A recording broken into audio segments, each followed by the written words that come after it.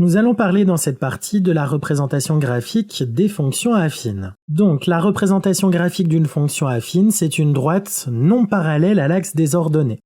Au niveau des cas particuliers, la représentation graphique d'une fonction linéaire, c'est une droite qui va passer par l'origine du repère, et la représentation graphique d'une fonction constante, ça va être une droite qui est parallèle à l'axe des abscisses. Un exemple, on considère la fonction f définie sur l'ensemble des nombres réels par f de x égale 4 tiers de x moins 2. Pour pouvoir représenter cette fonction, on va avoir besoin de 2 points, donc on va calculer l'image de deux nombres. Ici, je vais calculer l'image de 0 et l'image de 3. Donc f de 0, c'est 4 tiers fois 0 moins 2, ce qui fait moins 2.